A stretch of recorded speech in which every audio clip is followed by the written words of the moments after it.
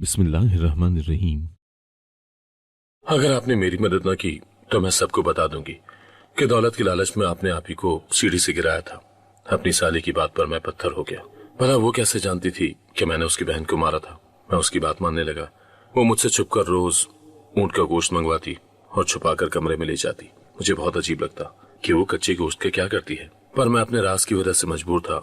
लेकिन नहीं मालूम था कि उस गोश्त का मेरे राज से गहरा ताल्लुक है। इस बार मुझसे बर्दाश्त न हुआ तो मैंने खिड़की में छोटा सा कैमरा अटका दिया ताकि अंदर का मंजर देख सकूं।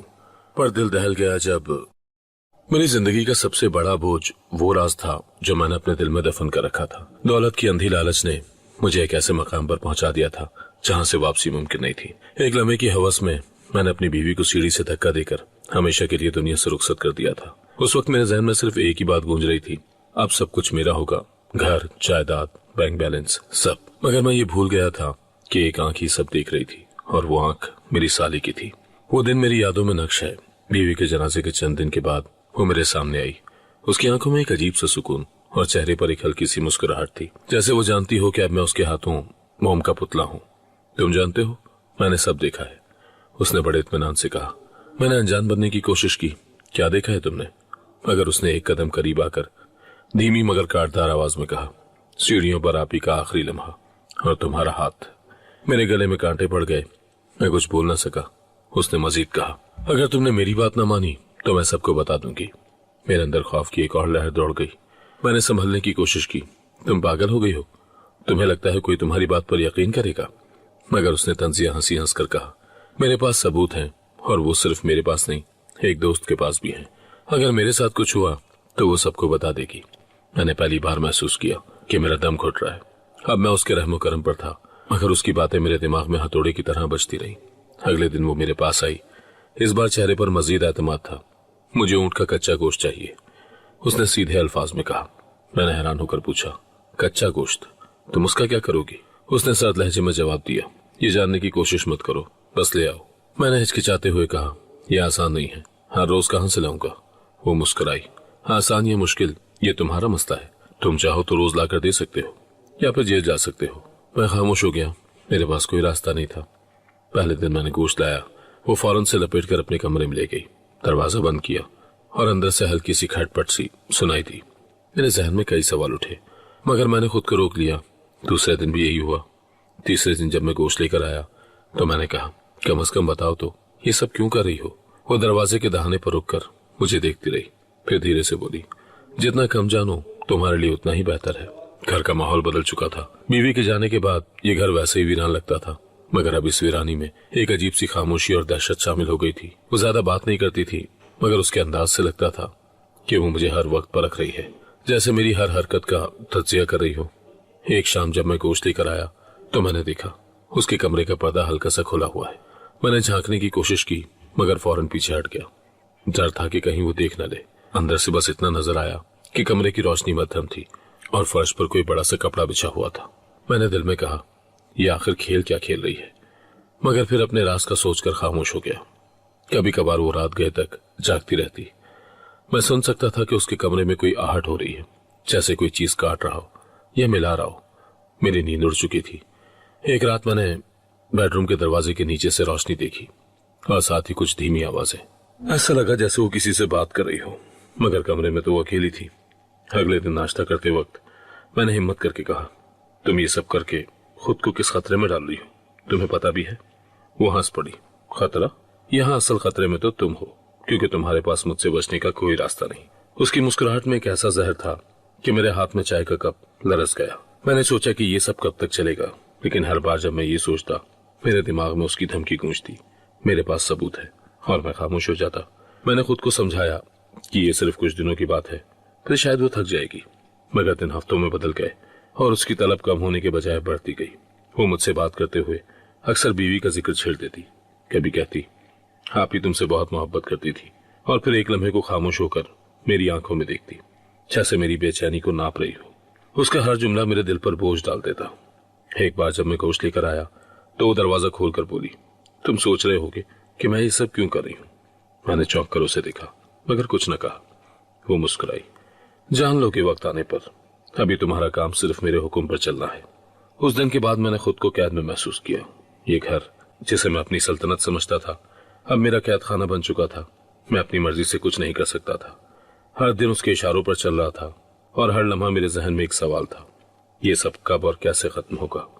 मेरे दिल में खौफ और तजस्सुस का एक तूफान था। मैं जानता था कि अगर मैंने ज्यादा टो ली तो शायद वो मेरा अंजाम भी बीवी जैसा ही कर दे, लेकिन मैं ये भी जानता था कि ये गोश्त और उसके पीछे छुपा राज किसी दिन मुझे अंदर से तोड़ देगा और उस दिन मेरे पास कुछ कहने या करने का वक्त भी ना बचे। ऊंट का गोश्त आना इतना आसान नहीं था जितना उसने सोच रखा था।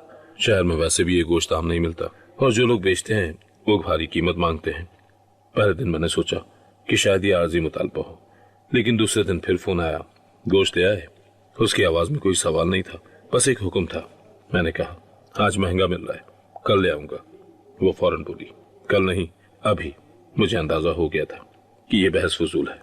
चौथे दिन जब मैं कसाई की दुकान पर गया तो वो मुझे पहचानने लगा। साहब, आप रोज ऊंट का गोश्त लेते हैं, कोई खास दावत चल रही है क्या? मैंने हंसकर कहा, हाँ, घर में एक बुजुर्ग हैं, उनकी आदत है। उसने हल्का सा सर हिलाया, मगर मैं देख रहा था कि वो मेरे हाथ में मौजूद नोटों को ज्यादा दिलचस्पी से देख रहा था। एक बार तो ऐसा हुआ कि गोश्त वक्त पर नहीं मिला। मैं खाली हाथ घर आया। जैसे ही मैंने उसे बताया, उसने अजीब सी संजीदगी से कहा, तुम समझते नहीं हो, ये वक्त पर लाना जरूरी है। मैंने कहा, गोश्त है, कोई दवाई नहीं कि वक्त पर ही देनी हो। वो मेरी बात सुनकर लम्हा भर खामोश रही, फिर धीरे से बोली, कुछ चीजें दवाई से ज्यादा जरूरी होती हैं। उसके लहजे ने मेरे पैरों तले से जमीन खींच ली। अब ये मामूल बन गया कि मैं सुबह सवेरे निकलता, गोश्त खरीद कर लाता और सीधा उसके कमरे में देता। वो बगैर कुछ कहे पैकेट लेती, दरवाजा बंद करती और गायब हो जाती। एक दिन मैंने जानबूझकर कदम आहिस्ता रखे और कमरे के करीब रुककर कान लगाए। अंदर से धीमी छन छन की आवाजें आ रही थी, जैसे धात किसी चीज से टकरा रही हो। दरमियान में एक लम्हे को ऐसा लगा कि कोई किसी से सरगोशी कर रहा है, मगर ये मुमकिन ही नहीं था क्योंकि कमरे में वो अकेली थी। चंद दिन के बाद एक वाकया हुआ जिसने मेरे दिल में और भी खौफ पैदा कर दिया। मैं बाजार से वापस आ रहा था तो एक अजनबी औरत ने मुझे रोका और कहा, बेटा, जिस लड़की के लिए तुम ये गोश्त ला रहे हो उससे बचकर रहना। मैंने हैरान होकर कहा, आप कौन हैं? उसने बस इतना कहा। मैंने भी अपने घर में एक ऐसा ही खेल देखा था, अंजाम बुरा हुआ। फिर वो भीड़ में गायब हो गई। मैं कुछ लम्हे सड़क पर खड़ा सोचता रहा, फिर कंधे झटक कर आगे बढ़ गया। कभी कभार वो गोश्त लेने के बाद कुछ और चीजें भी मंगवा लेती, जैसे मखसूस जड़ी बूटियां, छोटे सियाह कपड़े के टुकड़े या मोमबत्तियां। मैंने एक बार कहा, ये सब क्या है? तो वो हंसकर बोली, बस घर की सजावट है, तुम फिक्र मत करो। मगर मैं जानता था कि ये कोई आम सजावट नहीं है। एक दिन मैंने कसाई से पूछा, ये ऊंट का गोश्त कहाँ से आता है? वो बोला, दूर गांव से, वहां के लोग इसे खास मकासद के लिए भी लेते हैं, खाने के अलावा। मैंने पूछा, कैसे मकासद?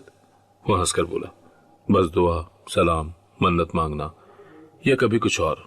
उसकी हंसी में एक राज छुपा था। घर में मेरी और उसकी मुलाकातें अब बस गोश्त देने तक महदूद रह गई थी। वो पहले से ज्यादा खामोश हो गई थी और मैंने महसूस किया कि वो अक्सर रात गए बाहर जाती है और सुबह वापस आती है। एक बार मैंने उसका पीछा करने की कोशिश की, मगर वो इतनी तेज थी कि भीड़ में गुम हो गई। वक्त गुजरने के साथ मेरा तजस्सुस एक हद से ज्यादा बढ़ गया था। रोज का मामूल जैसे एक बोझ बन गया था, मगर इससे ज्यादा मुझे ये खाया जा रहा था कि आखिर वो गोश्त के साथ क्या करती है। एक शाम मैंने फैसला कर लिया कि ये राज अब खोलना ही पड़ेगा। मैं बाजार से एक छोटा सा कैमरा खरीद लाया, ऐसा कि जो आसानी से किसी कोने में छुपाया जा सके। अगले दिन जब वो अपने कमरे से बाहर गई तो मैंने मौका गनीमत जाना। एहतियात से खिड़की के पर्दे को हल्का सा ऊपर किया और कैमरा इस तरह फिट कर दिया कि पूरा कमरा नजर आ सके। मैंने एक बार कैमरे को हाथ में पकड़कर जाविया चेक किया, फिर सब वैसा ही छोड़ दिया जैसा था, ताकि उसे शक ना हो। रात को मैंने वीडियो रिकॉर्डिंग चेक करने के लिए लैपटॉप खोला। जैसे जैसे वीडियो आगे बढ़ती गई मेरी आंखें फैलती गई। वो फर्श पर एक बड़ा सा कपड़ा बिछाए बैठी थी। सामने काली मोमबत्तियां चल रही थीं, जिनका धुआं अजीब सी खुशबू पैदा कर रहा था। उसने एक बड़े से प्याले में ऊंट का कच्चा गोश्त डाला, फिर एक लकड़ी के डब्बे से कुछ निकाला। वो किसी इंसान की हड्डियां लग रही थी। उसने गोश्त और हड्डियों को मिलाकर एक चम्मच से किसी बड़े मटके में डाला और फिर धीरे धीरे कुछ पढ़ना शुरू कर दिया। मैं चंद लम्हे ये सब देखता रहा। फिर वीडियो में एक और मंजर उभरा। कमरे के कोने में एक पुराना आईना रखा था, जिसका फ्रेम टूटा फूटा मगर मजबूत लकड़ी का था। आईने के सामने खून से बने अजीबोगरीब निशान थे, जैसे किसी जबान में लिखे गए अल्फाज। वो उन निशानात के दरमियान बैठकर हाथ में एक छोटा सा चाकू लिए कुछ काट रही थी। मैंने गौर किया तो देखा वो छोटे छोटे कपड़ों के टुकड़ों को चाकू से काट रही थी और हर टुकड़ा काटने के बाद मोमबत्ती के लौ पर रख देती थी। वीडियो देखते हुए मेरे दिमाग में हजारों सवाल उठ रहे थे। ये सब किसी आम खाने पकाने या घरेलू काम जैसा नहीं था। मैंने रिकॉर्डिंग आगे बढ़ाई तो एक मौके पर उसने एक छोटी सी बोतल निकाली जिसमें गाढ़ा सुर्ख माया था। उसने वो माया गोश्त और हड्डियों पर डाला, फिर दोनों हाथों से मटके को झटका और कुछ देर के लिए आंखें बंद करके वही अजीब जबान बोलने लगी। अगले दिन मैंने जानबूझकर उसके कमरे के पास ज्यादा वक्त गुजारा। मैंने देखा कि वो दोपहर को भी अंदर कुछ कर रही थी। हल्की सी धात के टकराने की आवाज आई, फिर जैसे कोई बर्तन फर्श पर रखा गया हो। मैंने कदम दबाए और खिड़की के करीब खड़ा हुआ, मगर अंदर से तेज खुशबू के झोंके आए। वो बू गोश्त की, सड़ांध और जली हुई किसी चीज की मिली जुली सी थी। मैंने दोबारा वीडियो देखी। इस बार उसने गोश्त को पीसकर किसी गहरे प्याले में डाला और हाथों से उसके छोटे छोटे लोथड़े बनाए। फिर हर लोथड़े को किसी धागे से बांधती और आईने के सामने रखती। कुछ देर के बाद उसने धागों को काटकर मोमबत्ती के करीब फेंक दिया, जहां वो आहिस्ता आहिस्ता जलने लगे। एक रात तकरीबन 2 बजे मैं पानी पीने के लिए उठा तो देखा उसके कमरे से हल्की सी रोशनी झलक रही थी। मैं आहिस्ता आहिस्ता चलकर करीब गया। अंदर से सरगोशी जैसी आवाजें आ रही थी, जैसे वो किसी से बात कर रही हो, मगर कमरे में कोई दूसरा मौजूद नहीं था। मैंने कान लगाकर सुनने की कोशिश की, लेकिन अल्फाज समझ नहीं आ रहे थे। वो शायद वही जबान थी जो वीडियो में सुनाई देती थी। अगले दिन मैंने फैसला किया कि अब बात साफ करनी होगी। मैंने किचन में उसे तन्हा पाया और आहिस्ता से कहा, तुम ये सब क्या कर रही हो? उसने हाथ रोक दिए और मेरी तरफ ऐसे देखा जैसे मैंने कोई ममनू लफ्ज कह दिया हो। उसकी आंखों में एक अजीब रोशनी थी, चमकदार मगर खतरनाक, जैसे किसी जंगल में चमकते दरिंदे की आंखें। उसने बस एक बार कहा, तुम्हारे लिए बेहतर है कि सवाल न करो। फिर वो हंस दी, मगर वो हंसी ऐसी थी कि मेरी रीढ़ की हड्डी में सनसनाहट दौड़ गई। उसके बाद घर में वो वाकयात शुरू हुए जिनकी मैंने कभी तवक्को नहीं की थी। पहली बार ये तब हुआ जब रात गए मैं पानी पीने के लिए उठा। सीढ़ियों पर कदमों की आहट सुनाई दी, लेकिन जब मैं वहां पहुंचा तो राहदारी खाली थी। तो खाली राहदारी मेरा इंतजार कर रही थी। अगली रात की आहट फिर सुनाई दी, मगर इस बार ये सीढ़ियों से उतरकर बराह रास्त बीवी के कमरे की तरफ गई। मैंने दरवाजा खोलकर देखा तो कुछ भी नहीं था, मगर अंदर हल्की सी ठंडक महसूस हुई, जैसे वहां कोई अभी भी खड़ा हो। एक शाम में किचन में बैठा था कि अचानक लिविंग रूम का दरवाजा खुद ब खुद खुल गया। हवा भी नहीं चल रही थी। मैंने सोचा कि शायद कुंदे में कोई मसला है, लेकिन अगले ही लम्हे दरवाजा जोर से बंद हो गया। आवाज इतनी तेज थी कि मैं उछल पड़ा। मैंने ये बात किसी को नहीं बताई क्योंकि मैं जानता था कि लोग मुझे वहम का मरीज समझेंगे। फिर वो रात आई जब मैंने बीवी की तस्वीर में कुछ अजीब देखा। तस्वीर पर ताजा खून के धब्बे थे। मैंने करीब जाकर छुआ तो वो चिपचिपा था, जैसे अभी लगा हो। मेरा पहला ख्याल यही था कि ये सब उसी का किया धरा है। मैंने उसे बुलाया, ये क्या मजाक है? वो पुरसुकून चेहरे के साथ आई, तस्वीर को देखा और बस इतना कहा, ये मजाक नहीं है। फिर वो मुड़कर चली गई। दोपहर के वक्त एक और वाकया हुआ। मैंने अपने बेडरूम का दरवाजा बंद करके नींद पूरी करने का सोचा, मगर कमरे में आहिस्ता आहिस्ता किसी के चलने की आवाज आने लगी। मैं चौंक कर उठा और चारों तरफ देखा, मगर कोई नहीं था। दरवाजा बंद था और खिड़की भी। इसके बावजूद एक लम्हे को ऐसा लगा जैसे कोई मेरे पीछे खड़ा है। मैंने पलट कर देखा तो खाली कमरा था। कुछ दिन के बाद मैंने नोट किया कि घर की चीजें अपनी जगह से हटने लगी हैं। कभी किचन का चाकू मेज पर रखने के बजाय फर्श पर मिलती, कभी स्टोर रूम का बल्ब खुद ब खुद जल उठता। एक बार तो मैंने बेड के साइड टेबल पर रखा पानी का गिलास खाली पाया, हालांकि मैंने उसे हाथ नहीं लगाया था। मैंने सोचा कि शायद ये सब महज इत्तेफाक है, मगर फिर एक दिन बाहर लॉन में बैठे बैठे मैंने देखा कि ऊपर कमरे की खिड़की में कोई साया हिल रहा है। मैं फौरन अंदर गया और ऊपर पहुंचा, मगर कमरा खाली था। मैंने नीचे जाकर उससे पूछा, तुम ऊपर थी? उसने इनकार में सर हिलाया और कहा, मैं तो यहाँ बैठी हूँ। एक रात मैंने फिर हिम्मत करके कहा, क्या तुम अपनी बहन को वापस लाने की कोशिश कर रही हो? उसने चौंक कर मेरी तरफ देखा, फिर धीरे से कहा, अगर कर रही हूं तो? मैंने कहा, यह सब खतरनाक है, तुम्हें रोक देना चाहिए। उसने एक लम्हे के लिए खामोशी इख्तियार की, फिर बोली, कुछ चीजें खतरनाक होने के बावजूद जरूरी होती हैं। उसके बाद से घर का माहौल और भी भारी हो गया। एक दिन मैंने देखा कि किचन के फर्श पर नमक की एक लंबी लकीर खींची गई थी। मैंने पूछा, ये क्या है? उसने कहा, बस घर को महफूज रखने के लिए है, लेकिन मुझे यकीन था कि यह किसी और मकसद के लिए है। फिर एक दोपहर मैंने स्टोर रूम का दरवाजा खोला पाया। अंदर झांका तो एक पुराना ट्रंक नजर आया। उसमें अजीबोगरीब चीजें थी, पुराने कपड़े, मोमबत्तियां, टूटी हड्डियां और कुछ धागे। मैंने सोचा ये सब किसी आम इंसान के घर में नहीं हो सकता। जब मैं ये देख रहा था तो अचानक उसकी आवाज पीछे से आई, तुम्हें यहाँ नहीं आना चाहिए था। मैंने मुड़कर देखा तो वो दरवाजे पर खड़ी थी, चेहरे पर वही सर्द मुस्कुराहट। एक और वाकया जिसने मुझे अंदर तक हिला दिया वो ये था कि एक रात मैंने ख्वाब में देखा कि बीवी मेरे सामने खड़ी है, चेहरे पर वही जख्म जो गिरने से लगे थे। वो बस एक ही जुमला दोहरा रही थी, मुझे वापस लाओ। मैं चौंक कर उठा, पसीना माथे से बह रहा था। कमरे में मध्यम सी खुशबू फैली हुई थी जो उसके कमरे से आती थी। इन सब वाकयात के बाद मुझे यकीन हो चुका था कि वो किसी बड़ी कोशिश में है और उस कोशिश का मकसद बीवी की रूह को वापस लाना है। मगर सवाल ये था कि किस कीमत पर, और कीमत में कहीं मेरा नाम भी शामिल तो नहीं। उसी रात चांद बादलों के पीछे छुपा हुआ था और पूरा घर अंधेरे में डूबा था। मैं आहिस्ता आहिस्ता चलता हुआ उस कमरे के करीब पहुंचा। हवा में एक अजीब सी बू थी, गोश्त और जलती मोमबत्तियों की मिली जुली खुशबू। खिड़की के पर्दे के नीचे से हल्की सुनहरी रोशनी बाहर झांक रही थी। मैंने आहिस्ता से पर्दा हटाया और अंदर झांका। वो आईने के सामने खड़ी थी, दोनों हाथ आसमान की तरफ उठाए और धीरे धीरे कुछ पढ़ रही थी। अल्फाज अजीब थे, मैंने पहले कभी नहीं सुने थे। फिर अचानक जैसे आईना धुंधला गया हो, उसमें एक खौफनाक मंजर उभरा। मैंने अपनी ही लाश को जमीन पर पड़ा देखा, चेहरा सफेद, आंखें बंद और गले पर गहरा कटा हुआ। मेरा दिल सीने में जोर जोर से धड़कने लगा और पसीना माथे से बहने लगा। मैंने पलक झपकाई मगर मंजर वही रहा। ऐसा लग रहा था कि आईना मुझे मुस्तकबिल का इशारा दे रहा है। उसी लम्हे मेरे कंधे पर किसी का हाथ आ गया। मैं बुरी तरह चौंक कर पलटा तो साली वहां खड़ी थी। उसके हाथ में एक खून आलूद छुरी थी जिससे कतरा कतरा खून टपक रहा था। उसके चेहरे पर एक अजीब सी मुस्कुराहट फैली हुई थी जो आम मुस्कुराहट नहीं थी, बल्कि ऐसी थी जैसे कोई अपने शिकार को काबू में देखकर मुतमईन हो। उसकी आंखें सुर्ख अंगारों की तरह दहक रही थी, जैसे उनमें कोई गैर इंसानी रोशनी पड़ती हो। क्या कर रही हो तुम? मैंने कांपती आवाज में कहा। वो एक कदम आगे बढ़ी और धीमी मगर काटदार आवाज में बोली, अब वक्त आ गया है तुम्हारी कुर्बानी का, ताकि आप ही की रूह को सुकून मिले। मैं पीछे हटने लगा मगर वो आहिस्ता आहिस्ता आगे बढ़ रही थी। मैंने मौका देखकर कहा, यह सब पागलपन है। तुम्हें लगता है ये सब करके वो वापस आ जाएगी? वो हंस पड़ी मगर वो हंसी मेरे रोंगटे खड़े करने के लिए काफी थी। वापस आना जरूरी नहीं, सुकून देना जरूरी है, और तुम्हारे बगैर ये मुमकिन नहीं। मैंने खिड़की के करीब पड़ी एक लकड़ी की कुर्सी को पकड़ लिया ताकि दिफा कर सकूं। उसने छुरी लहराते हुए कहा, ये मत सोचो कि तुम बच सकते हो, सब तैयार है, मोमबत्तियां जल रही हैं, दायरा मुकम्मल है और कुर्बानी का वक्त आ गया है। कमरे में झांकते हुए मैंने देखा कि फर्श पर खून से एक दायरा बनाया गया था जिसके बीच में एक छोटा सा मटका रखा था।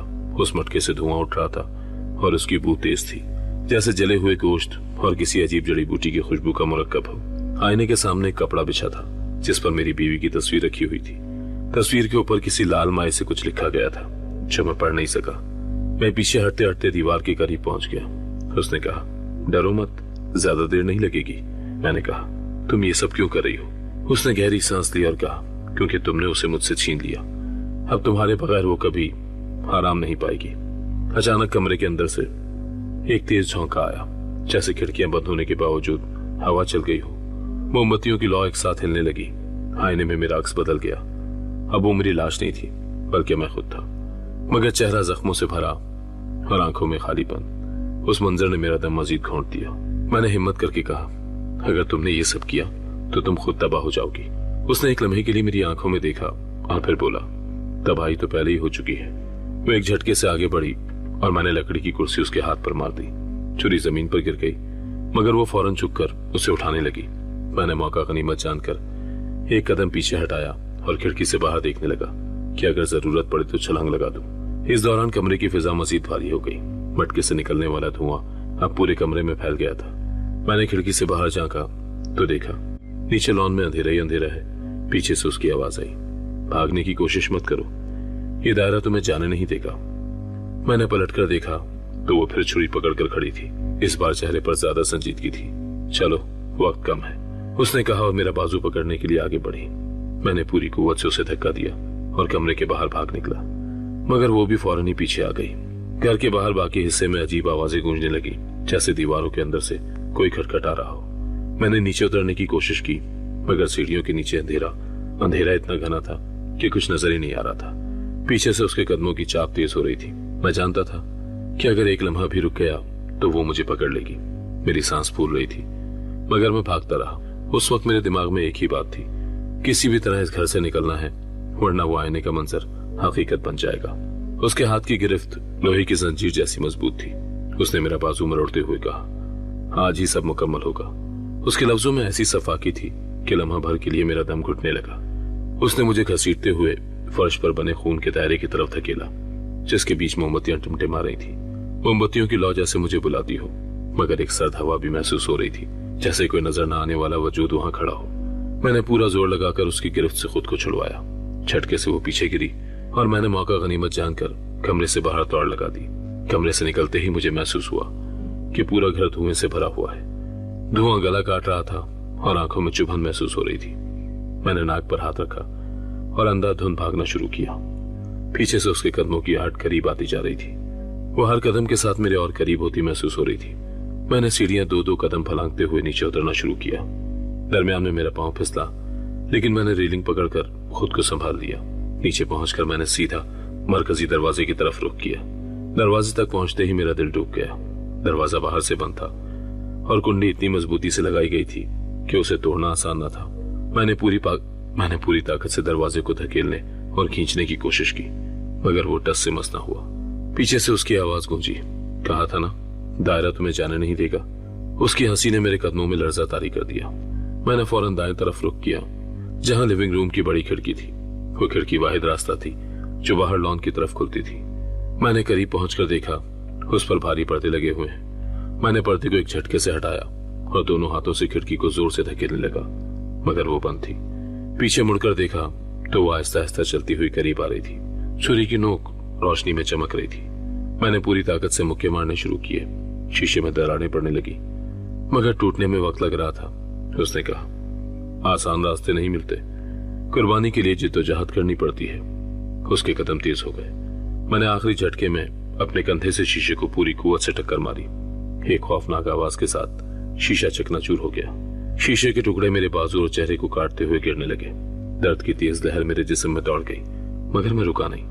मैंने दोनों हाथों से किनारे को पकड़कर अपने आप को बाहर धकेला। शीशे के नोकीले टुकड़े मेरे कपड़ों को फाड़ने और जल्द को काटते रहे। मैंने अपनी टांग बाहर निकालते ही एक और झटका दिया और पूरी तरह बाहर आ गिरा। खून में लथपथ मैं सड़क के बीचों बीच गिरा हुआ था। मेरे कानों में रक्षे के हॉर्न, कुत्तों के भौंकने और करीब आते कदमों की आवाजें घुल मिल रही थी। मेरा सांस बेकाबू हो चुका था और हर सांस के साथ एक तेज जलन मेरे सीने में महसूस हो रही थी। चंद लम्हों में आसपास के घर वाले अपने अपने दरवाजों से निकल आए। किसी ने टॉर्च की रोशनी मेरे चेहरे पर डाली तो किसी ने बड़बड़ा कर कहा, अरे ये तो वही है जो 2 गली पीछे वाले बड़े घर में रहता है। एक बूढ़ा शख्स मेरे करीब झुककर बोला, बेटा ये किसने किया? मैंने मुंह खोलने की कोशिश की, मगर जबान खुश्क हो चुकी थी। वो लोग आपस में बातें करने लगे। शायद चोरों ने हमला किया है या फिर गाड़ी से टकरा गया होगा। मगर मेरा जहन किसी और ही खौफ में जकड़ा हुआ था, जैसे मेरे अंदर कोई दीवार टूट गई हो।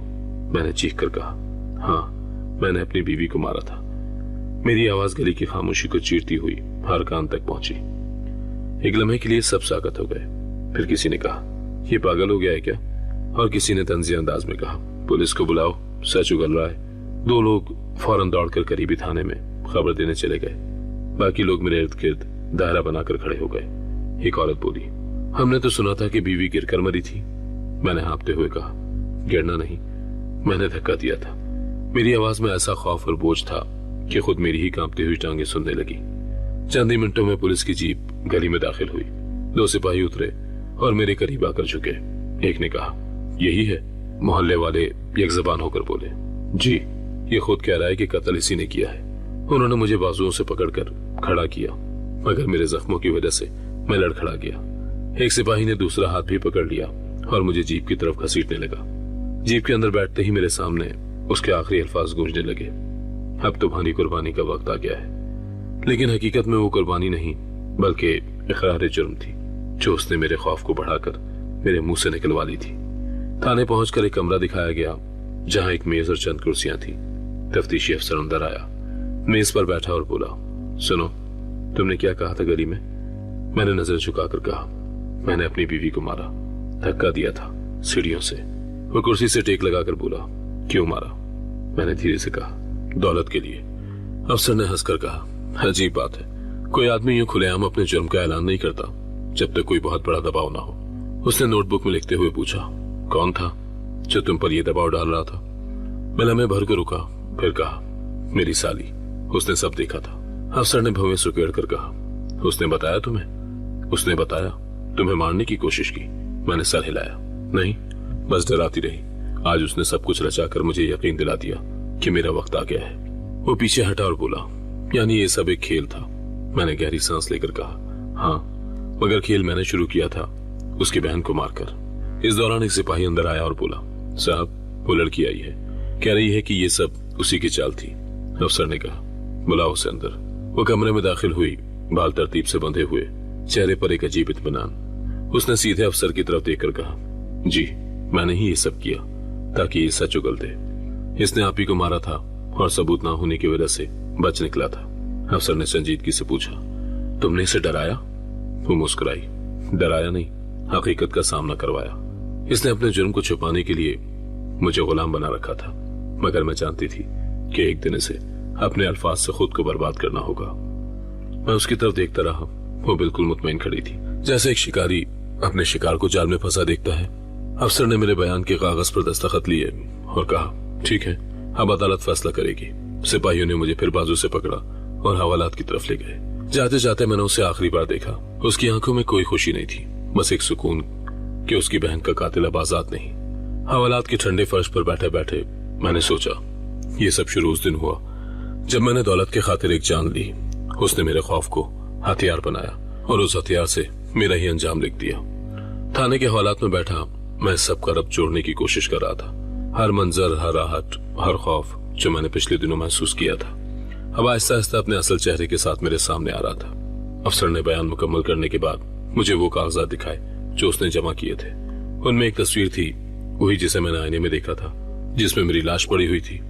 लेकिन करीब से देखने पर साफ पता चल रहा था कि ये काम तस्वीर नहीं थी, बल्कि किसी माहिर ग्राफिक्स या किसी जदीद सॉफ्टवेयर से बनाई गई तख्लीक थी। मसनूई ज़हानत की मदद से तैयार करवाई थी। अल्फाज लिखो और सॉफ्टवेयर वही बना देता है जो तुम चाहो। उसके चेहरे पर एक फातिहाना मुस्कुराहट थी। मैंने सोचा, अगर तुम्हें आईने में अपनी लाश नजर आए तो तुम्हारा दिमाग खुद ब खुद हथियार डाल देगा। मैंने याद किया कि कैसे कमरे की रोशनी और पर्दे का जाविया बिल्कुल उसी तरह से रखा गया था कि जब मैं झांकूं तो तस्वीर आईने में झलक बनकर नजर आए। धुएं और मोमबत्तियों की रोशनी ने उस धोखे को और ज्यादा हकीकी बना दिया था।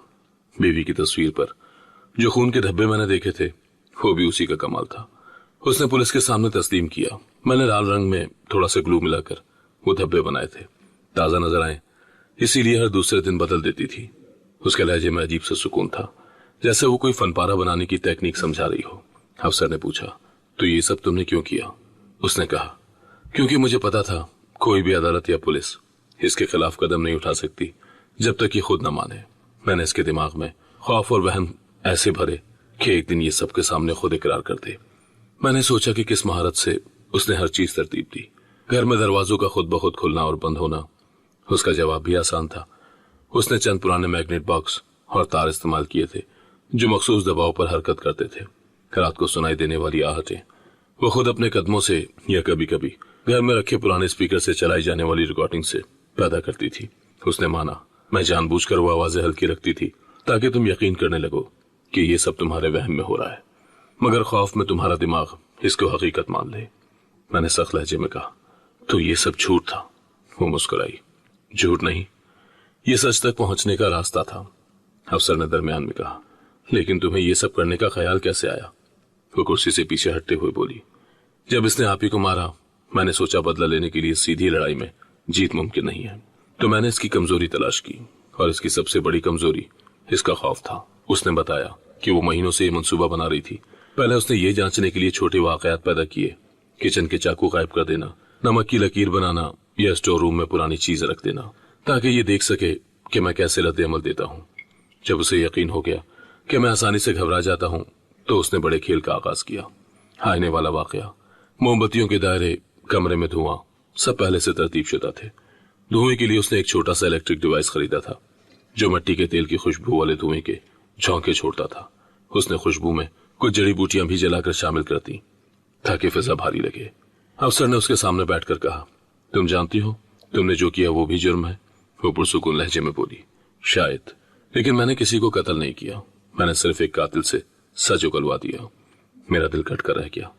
मैं जानता था कि उसने दुरुस्त कहा, खेल कितना भी पेचीदा हो, हकीकत ये थी कि पहली चाल मैंने चली थी और वो एक कत्ल था।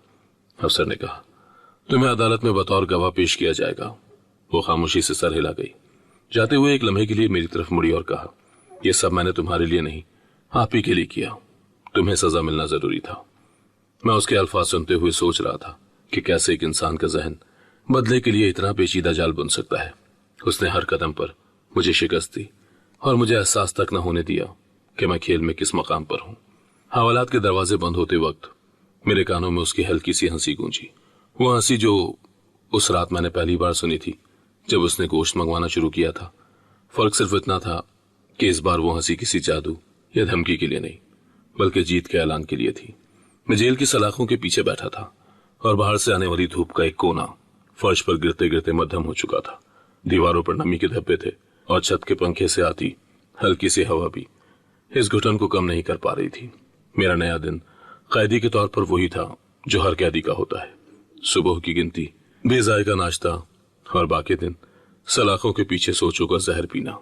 अदालत में मेरा मुकदमा ज्यादा लंबा नहीं चला। सरकारी वकील ने मेरे अपने इकरार को सबसे मजबूत सबूत बनाकर पेश किया। मैं जब कटहरे में खड़ा था तो जज ने सीधी आंखों में देखकर कहा, तुम जानते हो तुमने क्या जुर्म किया है? मैंने धीरे से कहा, जी, एक मासूम को मारा है। जज ने कागजात पलटते हुए कहा, कानून ऐसे जुर्म पर सख्त फैसला सुनाता है। अदालत में उस दिन वो भी मौजूद थी, मेरी साली। सरकारी वकील ने मेरे इकरार को सबसे ज्यादा मजबूत सबूत बनाकर पेश किया। मैं जब कटहरे में खड़ा था, जज ने सीधी आंखों में देखकर कहा, कानून ऐसे जुर्म पर सख्त फैसला सुनाता है, मेरी साली। वो गवाह के तौर पर पेश हुई मगर उसके बयान में कोई झूठ या मुबालगा नहीं था। उसने साफ कहा, मैंने सच को उगलवाने के लिए एक मंसूबा बनाया लेकिन कत्ल इसने अपनी मर्जी से किया था। उसकी बात पर कमरा खामोश हो गया। कुछ लोग उसकी हिम्मत पर हैरान थे और कुछ उसके तरीके पर। सजा सुनाए जाने वाले दिन जज ने फैसला पढ़ा। मुलजिम को उम्र कैद की सजा दी जाती है क्योंकि इसने अपने जाती लालच के लिए अपनी बीवी की जान ली। ये अल्फाज कमरे में गूंजते रहे। मैंने ना अपील की और ना कोई सफाई पेश की क्योंकि मैं जानता था मेरा जुर्म नाकाबिले माफी है। जेल में आने के बाद मुझे पहली रात नींद नहीं आई। कमरे में मौजूद दूसरे कैदी खामोशी से अपने अपने गोशों में लेटे थे। कोई किताब पढ़ रहा था, कोई आंखें बंद किए सोच में गुम था। मैं बस छत को देखता रहा। हर तरफ एक अजीब सी खामोशी थी लेकिन उस खामोशी में मेरे जुर्म की गूंज साफ सुनाई दी थी। अगले दिन जेल के वार्डन ने मुझे बुलाया। तुम्हारी फाइल देखी, उसने कहा। ऐसे लोग अक्सर यहाँ वक्त गुजारने के लिए कोई काम पकड़ लेते हैं। तुम चाहो तो लाइब्रेरी में किताबों की तरतीब देख सकते हो। मैंने सर हिला दिया। लाइब्रेरी एक छोटा सा कमरा था, धूल से भरी अलमारियां, फटे पुराने सफ़ात, लेकिन वहां कुछ देर के लिए मैं खुद को कैद की दीवारों से अलग महसूस करता। चंद दिन के बाद एक पुराना कैदी मेरे पास आया और कहा, सुना है तुमने अपने जुर्म का एतराफ खुद किया? क्यों? मैंने कहा, क्योंकि सच ज्यादा देर छुप नहीं सकता। वो हंस पड़ा। यहाँ आधे लोग यही कहते हैं मगर तुम में और उनमें फर्क ये है कि तुमने खुद को पकड़वा दिया। एक दिन जेल में कैदियों के बीच खेल का मुकाबला हुआ। मैंने हिस्सा नहीं लिया, बस एक कोने में खड़ा देखता रहा। किसी ने कहा, ये खेल तो जीत के लिए खेलते हैं। मैंने दिल में सोचा, मैंने भी एक खेल खेला था लेकिन वो जीत नहीं बल्कि अंजाम तक पहुंचने के लिए था। हफ्ते में एक दिन मुलाकात का वक्त होता। उस दिन वो आई, वही मेरी साली। सलाखों के बीच से उसने सीधा कहा, तुम्हारे साथ जो हुआ वो कानून था, इंतकाम नहीं। मैंने उसकी आंखों में देखा और कहा, मैं जानता हूं तुमने वही किया जो तुम्हें करना चाहिए था। वो थोड़ी देर खामोश रही, फिर बोली, काश ये सब ना होता, काश तुमने वो फैसला ना किया होता। मैंने हल्की मुस्कुराहट के साथ कहा, काश मैंने भी। वक्त आहिस्ता आहिस्ता गुजर रहा था मगर जेल की दीवारों में गुजरने वाला हर लम्हा बोझल था। कभी कभार नए कैदी आते और मेरी कहानी सुनकर हैरान होते। कोई कहता, ये तो फिल्म जैसा है, लेकिन मैं जानता था ये फिल्म नहीं बल्कि हकीकत थी और हकीकत हमेशा तकलीफदेह होती है। कुछ दिन के बाद वार्डन ने बताया कि एक सहाफ़ी मेरी कहानी पर मजमून लिखना चाहता है। मैंने इनकार कर दिया। ये कहानी किसी के लिए सनसनीखेज हो सकती है मगर मेरे लिए ये गुनाह की याद है। जेल की रातें आम लोगों की रातों जैसी नहीं होती। यहाँ कोई हंसी मजाक या ख्वाब नहीं होते, बस खामोशी होती है और खामोशी जो इंसान के अंदर तक उतर जाती है। हर कैदी अपनी चादर ओढ़कर दीवार की तरफ मुंह करके लेटा होता है मगर नींद सबकी आंखों से कोसों दूर होती है। मैं भी अपनी टूटी हुई चारपाई पर लेटा छत को देखता रहता हूँ। पंखे की आहिस्ता आहिस्ता घूमती ब्लेडें ऐसी लगती हैं जैसे वक्त का पहिया जो बहुत सुस्त चलता है मगर रुक नहीं सकता। कभी कभी दूर से जेल का गेट बंद होने की आवाज़ आती है और वह आवाज़ मेरे अंदर एक खालीपन पैदा कर देती है। मैं सोचता हूँ ये वही लालच था जिसने मुझे इस कैद तक पहुँचा दिया। अगर मैं उस दिन अपने दिल के हिर्स काबू में रख लेता तो शायद आज मेरी ज़िंदगी बिल्कुल मुख्तलिफ होती। एक रात में कमर सीधी करने के लिए चारपाई से उठकर खिड़की के करीब जाकर खड़ा हुआ। जेल के बैरक के बाहर चांदनी फैली हुई थी और जेल की दीवार के पीछे दरख्त हल्की हवा में झूम रहे थे। पहरेदार अपनी लाठी जमीन पर टिक टिक करते चल रहा था। मैंने दिल ही दिल में कहा, यही टिक टिक मेरी जिंदगी का हिसाब है, हर लम्हा गिनती का एक हिस्सा। कुछ दिन पहले मुलाकात के वक्त वो फिर आई थी, मेरी साली। सलाखों के बीच से उसने कहा, तुम्हें शायद लगता होगा कि मैंने तुम्हें जेल पहुंचाकर बदला लिया, मगर हकीकत यह है कि यह सब इंसाफ के लिए था। मैंने जवाब दिया, इंसाफ या इंतकाम, फर्क सिर्फ वो देख सकता है जिसका दिल साफ हो। तुम्हारा दिल तो उस दिन से मैला है जिस दिन तुमने उसका खून किया। उसके अल्फाज मेरे जहन में गूंजते रहते हैं। एक तरफ मैं उसका एहसानमंद हूं कि उसने मेरे जुर्म को दुनिया के सामने लाए, और दूसरी तरफ मैं उसे दुश्मन समझता हूं कि उसने वो खेल खेला जिसने मेरी हिम्मत तोड़ दी। मगर सच ये है कि अगर वो ना होती तो शायद मैं कभी इकरार न करता और अपनी बाकी दिन एक झूठ में गुजार देता। जेल में वक्त गुजारने के लिए मैंने लाइब्रेरी में जाना शुरू कर दिया है। पुरानी किताबों की खुशबू और पीले पड़े सफ़ात मुझे एक अजीब सी राहत देते हैं। एक दिन मैंने बदले और इंसाफ पर लिखी एक किताब खोली। उसमें एक लाइन थी, इंतकाम इंसान को अंधा कर देता है मगर इंसाफ उसे आईना दिखाता है। मैंने उस लाइन को कई बार पढ़ा और सोचा कि मेरी जिंदगी में दोनों ने अपना किरदार अदा किया। कुछ रातें ऐसी होती हैं जब नींद आंखों से कोसों दूर चली जाती है। मैं चुपचाप चारपाई पर लेटा अपनी बीवी का चेहरा याद करता हूँ, उसकी हंसी, उसकी आवाज़, और वो दिन जब हमने शादी की थी। फिर अचानक वो लम्हा याद आता है जब मैंने उसे धक्का दिया था। वो चीख, वो लम्हा, वो गिरता हुआ जिस्म, सब कुछ इतना साफ याद है कि जैसे अभी मेरे सामने हो। एक दिन एक नया कैदी मेरे पास आकर बैठ गया। उसने कहा, सुना है तुमने खुद अपने जुर्म का एतराफ़ किया? मैंने कहा, हाँ, क्योंकि मुझसे उसका बोझ नहीं उठाया जा रहा था। वो बोला, यहाँ सबका कोई ना कोई पछतावा है, मगर कम लोग होते हैं जो इसको मानते हैं। मैंने कहा, पछतावा सिर्फ मानने से नहीं जाता, उसके साथ जिंदगी गुजारनी पड़ती है। हफ्ते के एक दिन हमें बाहर खुली हवा में कुछ वक्त गुजारने का मौका मिलता है। मैं जब भी सहन में जाता हूँ उस दीवार की ऊंचाई देखकर सोचता हूँ कि आज़ादी क्या होती है। ये वही आज़ादी थी जिसे मैंने खुद अपने हाथों से खो दिया। कुछ दिन पहले एक बूढ़ा कैदी, जिसे सब चचा कहते हैं, मेरे पास आया और कहा, बेटा, अपने दिल को हल्का करने का एक ही तरीका है, अपने गुनाह को कबूल करो और दूसरों की मदद करो। मैंने कहा, मदद? यहाँ जेल में?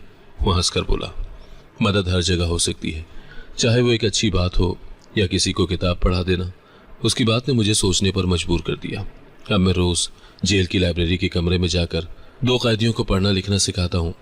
शायद मेरा कफ़ारा नहीं, मगर कम से कम ये एहसास देता है कि मैंने सब कुछ खो देने के बाद भी कुछ वापस देना शुरू किया है। रात को जब सब सो जाते हैं तो मैं अक्सर अपनी बीवी से दिल ही दिल में बात करता हूँ। मैं कहता हूँ, अगर कभी तुम मुझे सुन सकती हो तो जान लो, मैं हर दिन तुम्हारी कमी महसूस करता हूँ। मैंने तुम्हें खोकर सब कुछ खो दिया। शायद ये सिर्फ वहम है, मगर इन बातों के बाद दिल कुछ हल्का हो जाता है। ये जेल की रातें लंबी हैं और शायद जिंदगी भर यही रहेंगी, मगर अब मैंने ये मान लिया है कि हर सांस के साथ जो बोझ उठा रहा हूँ वो मेरी सज़ा है। सज़ा जो कानून ने सुनाई और सज़ा जो मेरी रूह ने खुद अपने लिए तय की।